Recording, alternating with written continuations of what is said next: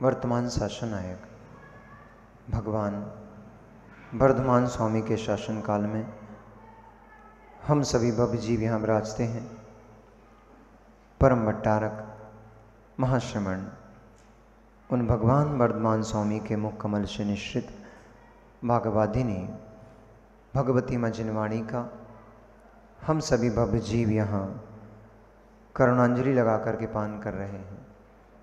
यह भागवादिनी, यह भगवती माँ जिनवाणी सभी जीवों का कल्याण करे, सभी जीवों का मोक्ष मार्ग प्रशस्त करे।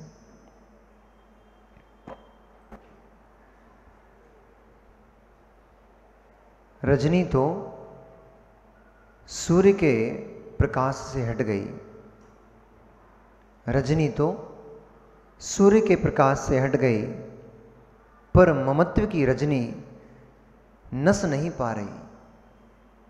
रजनी तो सूर्य के प्रकाश से हट गई, पर मोह की रजनी नस नहीं पा रही। पर मैं निज की कल्पना निरंतर, पर मैं निज की कल्पना निरंतर भव भव में इस जीव को भटका रही। अज्ञान से अब तक अपने ही चले गए हो, अज्ञान से अब तक अपने ही चले गए हो, अज्ञान से अब तक अपने ही चले गए। साथ रहने का दावा करने वाले सब साथ छोड़कर चले गए। काष्ठ को छेदने वाला भौरा कोमल पत्र ना छेद पाया। काष्ठ में छेद करने वाला भौरा कोमल कमल का पत्र न छेद पाया। पराग पान करने की लालसा में अपना जीवन घुट घुट गवाया। मौका है, मौका है ज्ञानी भेद विज्ञान कर लेना। मौका है ज्ञानी भेद विज्ञान कर ले। मौका है ज्ञानी भेद विज्ञान, मौका है भेद विज्ञान कर ले ज्ञानी। समय अनुकूल मिल गया, भूल से भी चला गया, तो फिर ये पर्याय पुनः हाथ नहीं आनी। भूल से भी चला गया, भूल से भी चली गई, तो पुनः ये पर्याय हाथ नहीं आनी। इसलिए मित्र, समय रहते जो जीव देह और देही के भेद को समझ लेता है, वे जीव परम ज्ञानी कहलाते हैं। और समय बीत गया, फिर यदि तत्व का ज्ञान हुआ भी तो फिर किस काम का। हम अभी महाराज सुना रहे थे ना, उसी के ऊपर मैंने 4 लाइनें बोली। अभी महाराज जब सुना रहे थे तो मैंने कुछ लिख लिया कि आम सड़ गया, अब उसको दिखाने से क्या मतलब। जब रसीला था, चमकदार था, तब तो भोगों की आंधी में नष्ट कर डाला। अब क्या होगा। जो समय रहते जीव भेद विज्ञान कर लेते हैं, वे जीव परमात्म पद को प्राप्त करके पूज्यता को प्राप्त हो जाते हैं। समय पर हमारे सुप्रभ सागर जी का एक डायलॉग है। वो बोलते हैं, समय पर किया गया कार्य समय को दिखा। हम पे नहीं होता ये सूट, वो ऐसा बोलते हैं। कुछ काम तो हम समय पर कर लेते हैं, वैसे कुछ रह जाते हैं। तो समय पर किया गया कार्य समय को दिलाता है। समय यानी वैभव, समय यानी धन, समय यानी आत्मा, समय यानी मोक्ष।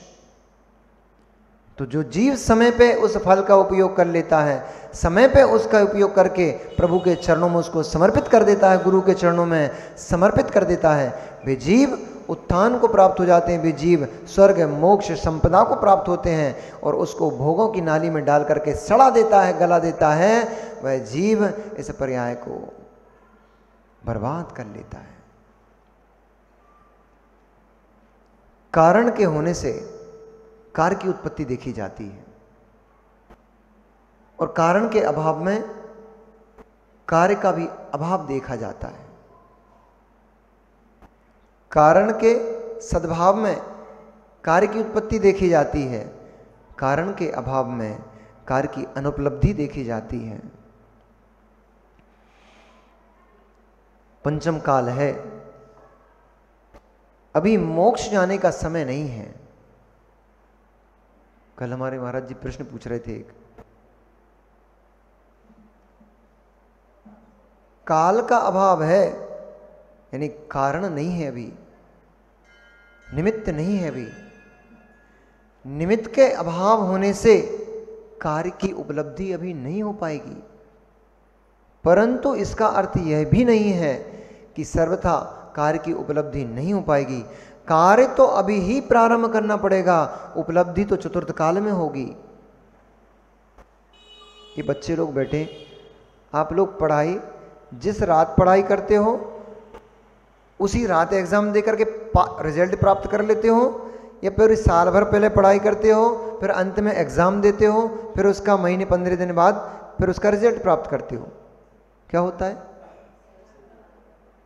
पहले एग्जाम देते हो, पहले पढ़ाई करते हो, समय आने पर एग्जाम देते हो, फिर उसके समय आने पर उसका रिजल्ट मिलता है।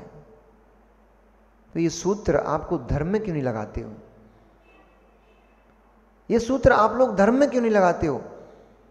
यहां क्यों आपको ऐसा लगता है कि आज ही भगवान के सामने मुंडी पटकी और आज ही सारा का सारा वैभव मिल जाना चाहिए, हमें सब कुछ प्राप्त हो जाना चाहिए? कार्य को देखो, कारण को देखो। कारण के अभाव में कार्य की सिद्धि नहीं हो पाती। योग्य काल आदि मिलने पर, योग्यता उपलब्ध होने पर तब कार्य की सिद्धि होती है। कारण मिल जाता है तो जीव के परिणाम विकृत होने लग जाते हैं। कारण मिल जाता है तो जीव के परिणाम सुरक्षित होने लग जाते हैं, सुसज्जित होने लग जाते हैं। सचिन भैया, चातुर्मास के पहले क्या आपके पास घर नहीं था? चातुर्मास के पहले क्या आपके पास पत्नी नहीं थी? चातुर्मास के पहले आपके घर में बच्चे नहीं खेलते थे क्या? और चातुर्मास में क्या आपके पास घर नहीं है? क्या आपके पास पत्नी नहीं है? क्या आपके घर के आंगन में बच्चे, आपकी गोद में आज बच्चे नहीं खेलते क्या? परंतु कारण के बदल जाने से कार्य में परिवर्तन होते दिख रहा है कि नहीं दिख रहा है? मन में वैराग्य की उत्पत्ति हो रही है, परिणाम भोगों से उदास हो रहे हैं। ये निमित्त का प्रभाव पड़ता है, पर निमित्त का प्रभाव भी उन्हीं पे पड़ सकता है जिनके घड़े चिकने नहीं हैं, जिनकी चट्टानें बहुत मोटी परत वाली नहीं है। चट्टान भी पानी सोखती है, मालूम है क्या आपको? नहीं पता क्या? क्या राजेश जी, इतनी उम्र गुजार दी आपने, ये भी नहीं पता कर पाए चट्टान भी पानी सोखती है। यदि चट्टान पानी नहीं सोखती होती तो उसका क्षरण न होता। आप भगवान के जितने भी प्रकार के अभिषेक लोक में प्रचलित हैं, प्रसिद्ध हैं,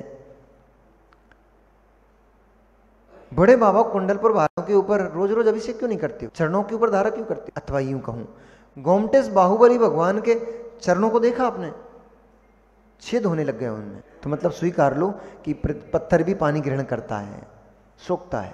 अम्ल तत्व, इसलिए प्रतिमाओं का पंचामृत से अभिषेक बंद हो गया है, क्योंकि उसमें अम्ल तत्व होता है। दही और आम्र रस, नींबू रस, दाड़िम रस, ये अम्ल तत्व है। इससे पत्थर क्षरण होता है, घुलता है। तो जैसे अम्ल तत्व से पत्थर अरे और क्या कहें आपको हम? ये माताओं से पूछ लो ना, दूध में अच्छे चमचमाते बढ़िया सुंदर सुंदर दूध में वो व्हाइट मार्बल का टुकड़ा डाल देते हो आप लोग, तो दूध फट जाता है कि नहीं फट जाता है? अम्ल तत्व पत्थर का क्षरण कर देता है। ऐसे ही जल के बूंदे पड़ने से भी पत्थर का क्षरण हो जाता है, पत्थर पानी सोख लेता है। तो जैसे पत्थर पानी सोख लेता है, उसमें क्षरण हो जाता है। ये विषय कहां से आ गया? कारण का सद्भाव होने से कार्य का सद्भाव देखा जाता है, कारण का अभाव होने से कार्य का भी अभाव देखा जाता है। जिन चट्टानों पर पानी पड़ता है वे चट्टानें लंबी नहीं चल पाती, चटक जाती हैं। पानी अंदर में सोख लिया, उसके बाद प्रचंड धूप जब पड़ती है तो वे चट्टानें फट जाती हैं, चटक जाती हैं। हम जब पन्ना नहीं, साहगढ़ में हम जब वाचना कर रहे थे, हम लोग जंगल जाते थे, तो वहाँ जंगल जहाँ जाते थे वहाँ बहुत बड़ी बड़ी चट्टानें थी, बीच में से फटी हुई, 2 पार हो गए उनके। हमने एक दिन समत्र सागर जी से पूछा, हमने कहा समत्र सागर जी एक बात बताओ, ये इतनी बड़ी बड़ी चट्टानें तोड़ी तो किसी ने नहीं है, ये चटक कैसे गई? तब उन्होंने कहा बरसात में 4 महीने जब पानी गिरता है ये पानी को एब्जॉर्ब करती रहती हैं, सोखती रहती हैं, और उसके बाद जब प्रचंड धूप निकल आती है, तेज धूप के कारण से अथवा गर्मी का मौसम जब आता है तो वे अंदर बाष्प बन जाती है। वह जो पानी था अंदर में बाष्प बन गया और वह वायु उन चट्टानों को तोड़ देती है। इतनी प्रेशर, इतनी तीव्रता उस वायु के अंदर होती है, उस भाप के अंदर होती है। भाप से ट्रेन का इंजन खिंच गया कि नहीं खिंच गया? तो भाप चट्टानों को फाड़ देती हैं। अरे मित्र, ये निमित्त है, ये भाप चट्टानों को फाड़ दी। अपने अंदर ऐसी केवल ज्ञान की, अपने अंदर ऐसी विशुद्धि, परिणामों की विशुद्धि की, अपने अंदर ऐसी चारित्र की भाप उत्पन्न कर लो, कर्मों की चट्टानें टूट टूट कर छुटक जाए। करो तो भाप उत्पन्न, चट्टानें मोटी कितनी ही हो टूट जाएंगी, भाप तो उत्पन्न करो। तुम कारण उत्पन्न नहीं कर रहे हो, कारण उत्पन्न नहीं कर रहे हो कर्मों के तोड़ने रूप, तुम कारण उत्पन्न करते हो कर्मों के बंध रूप, इसलिए बंद हो जाता है।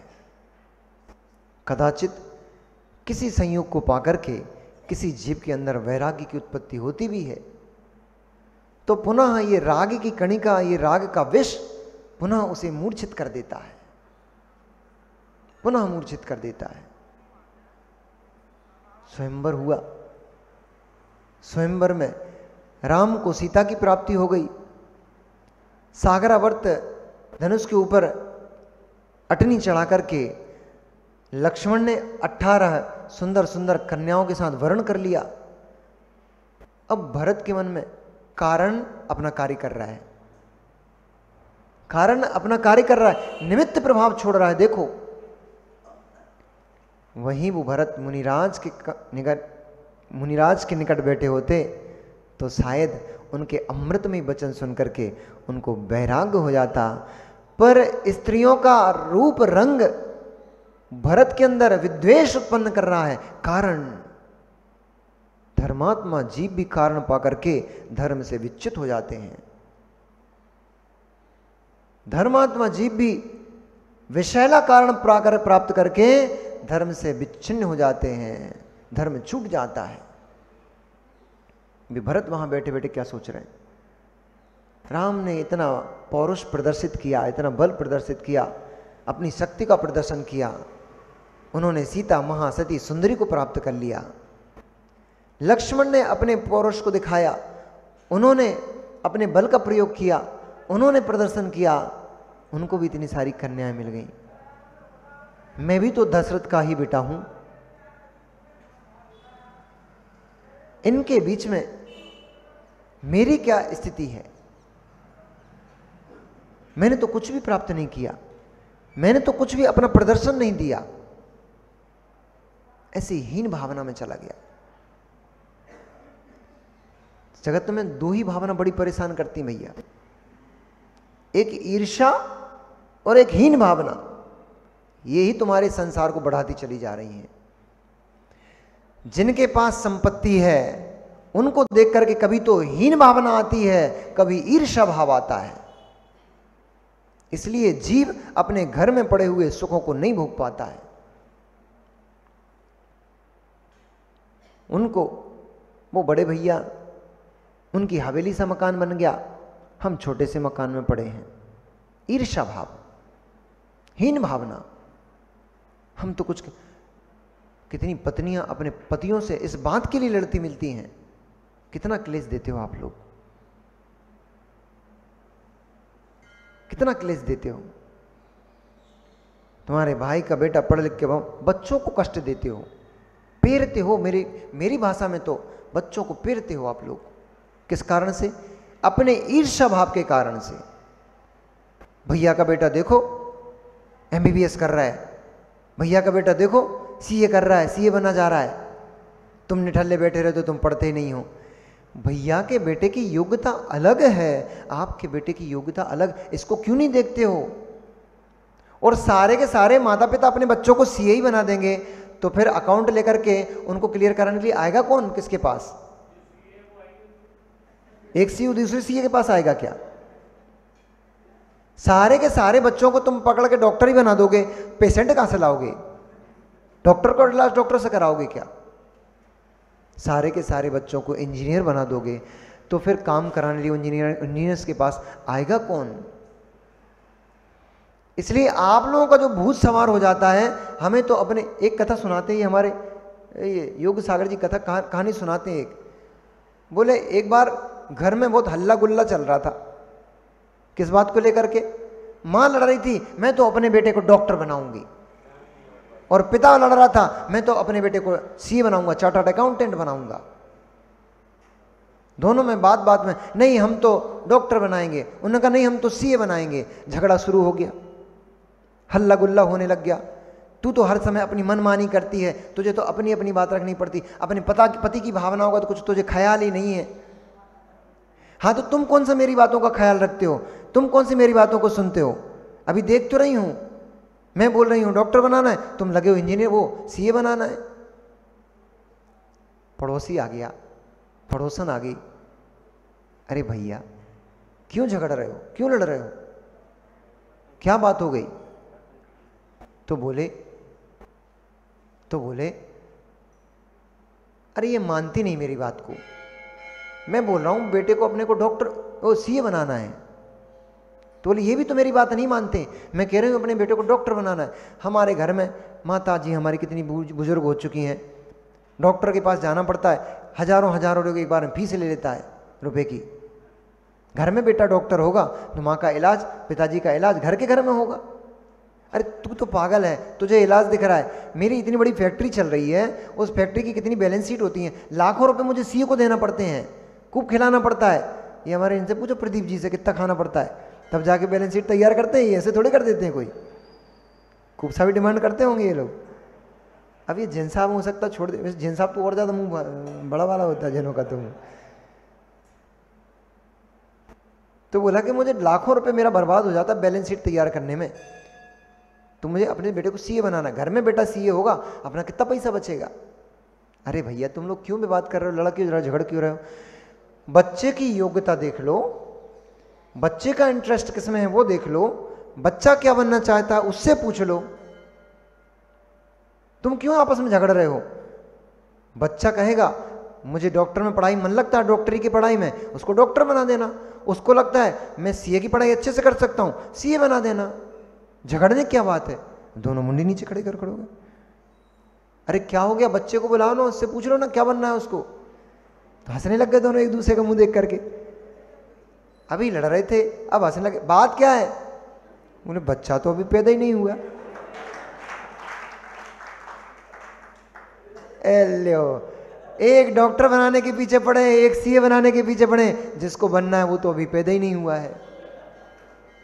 ऐसी लड़ाइयां होती हैं आपके घरों में, बिना मतलब की, बिना सर पैर की लड़ाइयां। अरे मित्र, समय को देखना सीख लो, योग्यता को देखना सीख लो। आधे से आपके घर की क्लेश अब भी के अब भी समाप्त होते हैं। मत पीछे पड़ो बच्चों के, मत प्राण खाओ उनके। आप इतना पीछे पड़ जाते हो, इतना टेंशन में जाते हैं बच्चे। इन लोगों की हालत देखो, अब वो पहले की ताकत नहीं बची बच्चों में कि माता पिता ने धमाधम ठोक दिया, उधर टीचरों माँ साहब ने ठोक दिया, सब हो गया, गिर गए, ठुक गए, पिट गए, फिर घर पे आके वैसे ही खेलते मिल गए। अब नहीं बची ताकत बच्चों में। अब 4 शब्द कोई टीचर बोल देता है, बाहर के बच्चे 4 शब्द कोई सुना देते हैं, कुछ हुटिंग कर देते हैं, तुरंत छतों से कूद जाते हैं बच्चे। नहीं है उनके पास इतनी शक्ति कि अब झेल पाएं। आप इतना टॉर्चर करते हो, इतना प्रेशराइज करते हो बच्चों को। ये लगा डब्बा लगा है ना, इसलिए बोल रहा हूँ बहुत सारे लोग बाहर भी सुनेंगे, केवल इतने नहीं सुन रहे हैं। आप लोग बच्चों को इतना टॉर्चर कर देते हो, बच्चे संक्लिष्टता में अपना जीवन जीते हैं, वे खुल के अपनी प्रतिभा को प्रदर्शित ही नहीं कर पाते हैं।